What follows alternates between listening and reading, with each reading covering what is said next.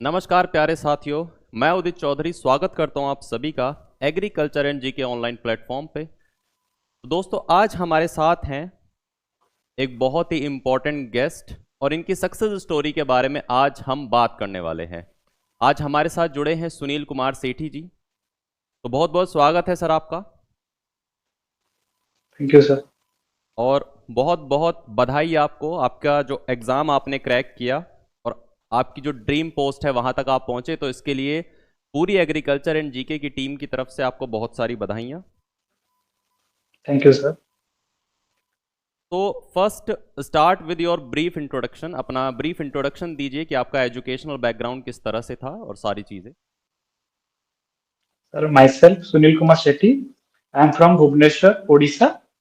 I have completed my graduation in BSc Honours Agriculture from College of Agriculture, OUT, Chiplima, and I am now posted as Assistant Soil Conservation Officer in Angul district of Odisha.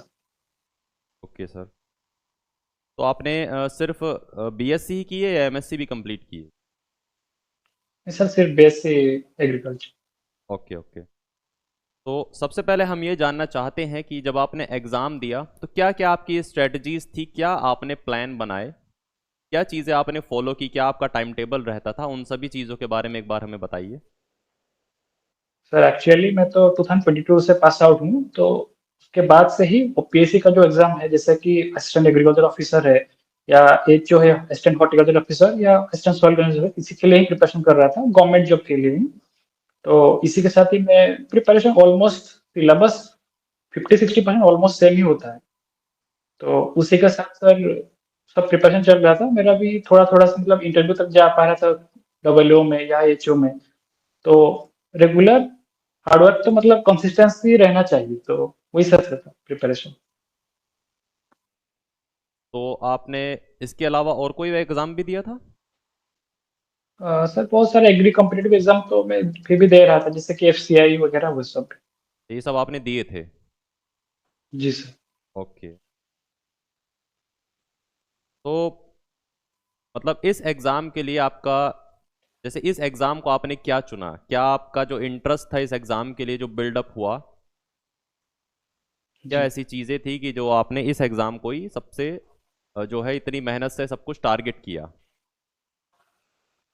Sir, ये तो वैसे भी हमारा graduation मेरा जो agriculture में था, तो ये तो सॉइल कंजर्वेशन भी रिलेटेड टू है एग्रीकल्चर, तो इसी वजह से। तो सबसे पहले हम ये जानते हैं मतलब किस तरह का आपका वर्क वहाँ पर रहता है, वर्क प्रोफाइल क्या है, जो आप जॉब करते हैं वहाँ पर किस तरह का काम आपको करना रहता है? सर ये रिलेटेड टू सॉइल कंजर्वेशन ही है, जैसे हम सॉइल को कैसे कंजर्व कर सकते हैं, जैसे जैसे मतलब कुछ कुछ जगह में जैसा सॉइल कंजर्वेशन एक्टिविटी चाहिए, इरोजन के कारण जो हमारा जो सॉइल लॉस होता है, क्या? तो उसी को सर कैसे कंजर्वेशन रिलेटेड एक्टिविटीज, जैसे हम चेक डैम्स बनाते हैं या कुछ वाटर हार्वेस्टिंग स्ट्रक्चर्स बनाते हैं, फार्म फंड वगैरह जैसे, या हम प्लांटेशन भी कर सकते हैं ताकि सॉइल स्ट्रॉन्ग होकर रहे, इरोजन कम हो, ये सब रिलेटेड। तो जितना भी काम है वो आपका सॉइल एंड वाटर कंजर्वेशन के ऊपर रहता है। जी सर। तो जो आपकी जॉब प्रोफाइल है, मतलब किस लेवल पर आप रहते हैं, जैसे ब्लॉक लेवल या फिर किस लेवल पे आपका काम रहता है? Sir block level. Block level पे। जी सर। तो वहाँ पर जब आपका एग्ज़ाम हुआ तो इंटरव्यू भी आपका हुआ होगा। जी सर। तो इंटरव्यू में किस तरह के क्वेश्चन आपसे पूछे गए थे वैसे? सर वही रिलेटेड टू सॉइल कंजर्वेशन हम कैसे कर सकते हैं, क्या क्या एक्टिविटीज जैसे करेंगे कुछ तो वो सॉइल कंजर्व हो। कुछ एग्जैक्ट क्वेश्चन आपको अगर याद आ रहे हो अभी कि कौन कौन सा एग्जैक्ट क्वेश्चन पूछा गया था? सर हमारा पूछा गया था कि सॉइल हम अगर जो टेम्पोरारी स्ट्रक्चर्स बनाते हैं, तो उसका मतलब प्राइमरी ऑब्जेक्टिव क्या होता है। जी सर। तो मेजर होता है कि हमारा वेजिटेशन ग्रो होना चाहिए, हाँ। क्योंकि स्ट्रक्चर तो कुछ साल बाद ही तो आपको मतलब ब्रेक भी हो सकता है उसमें, लेकिन मेजर प्राइमरी ऑब्जेक्टिव होता है कि अगर वेजिटेशन ग्रो हो जाएगा तो वो परमानेंट मतलब एक सोल्यूशन टाइप का हो जाता है। लेकिन स्ट्रक्चर बनाएंगे तो वो तो कभी ना कभी उसका तो होगा, मतलब लाइफ साइकिल पूरा होने के बाद तो वो ब्रेक भी हो सकता है। लेकिन हमारा प्राइमरी ऑब्जेक्टिव होना चाहिए किससे वेजिटेशन ग्रो होगा। तो how many hours you generally studied? कितने घंटे आप डेली के लगभग रहते थे, कितना घंटा मैं पढूं, या फिर मतलब टारगेट सेट होते थे, किस तरह से आप पढ़ाई करते थे? सर एक्चुअली नॉर्मल ही चल रहा था, क्योंकि 2022 के बाद में रेगुलर प्रिपरेशन में था ना गवर्नमेंट जॉब के लिए। तो सर नॉर्मल ही चल रहा था जैसे। तो आप अब जिस पोस्ट पर हैं तो उसमें लगभग कितना स्टार्टिंग सैलरी आपको मिलती है? सर बेसिक तो है 45,000 का आसपास। 45 बेसिक है आपका? बेसिक है। जी सर। ओके। ग्रॉस मिला के 70 के आसपास। मतलब काफ़ी अच्छी सैलरी यहाँ पर स्टार्टिंग से ही देखने को मिल सकती है। जी सर। तो एग्रीकल्चर और जी के प्लेटफॉर्म ने आपकी किस तरह से हेल्प की आपके ड्रीम को अचीव करने में? क्या रोल रहा है एग्रीकल्चर एंड जी के कोचिंग का? सर मैंने पहले भी लिया था डब्ल्यू के लिए जो एमसीक्यू सीरीज, तो उसमें बहुत अच्छा क्वेश्चन था, मतलब बढ़िया क्वेश्चन था, स्टैंडर्ड क्वेश्चन था। तो उससे उसके बाद मैंने जो सॉइल कंजर्वेशन ऑफिसर के लिए पूरा कोर्स ही लिया था। तो वीडियो लेक्चर्स भी बहुत काम आए। उसके बाद सॉइल कंजर्वेशन में थोड़ा वाटरशेड का पार्ट होता है, तो वो थोड़ा ज्यादा रिलेटेड टू एग्रीकल्चर इंजीनियरिंग होता है, जो कि हम ज्यादा नहीं पढ़ते हैं हमारा जो 4 ईयर के कोर्स में। तो वो भी काम है। तो मतलब किस तरह से आपने पूरे कोर्स को यूटिलाइज किया, एक बार थोड़ा बता दीजिए, जो कि अपकमिंग एस्पिरेंट हैं वो ताकि उस तरह से यूज़ कर पाएँ, यूटिलाइज कर पाएँ, क्योंकि कोर्स ले लेते हैं पर किस तरह से उसे बेस्ट वे में यूटिलाइज करना है वो भी बहुत इंपॉर्टेंट है। सर रेगुलर जो वीडियोस होता है उसको देखने के बाद उसको रिवाइज भी करना होता है। तो वो मैं सर करता था, रेगुलर वीडियो देखने के बाद उस पर नोट्स बनाता था। तो वो सब आता है। उसके बाद एमसीक्यूज भी प्रैक्टिस करना चाहिए उसके साथ साथ। लास्ट को हम अगर लास्ट में एमसीक्यूज रखने से नहीं होता है, मतलब पढ़ाई के साथ साथ एमसीक्यू भी उसके साथ ही चलना चाहिए, एमसीक्यूज प्रैक्टिस करना।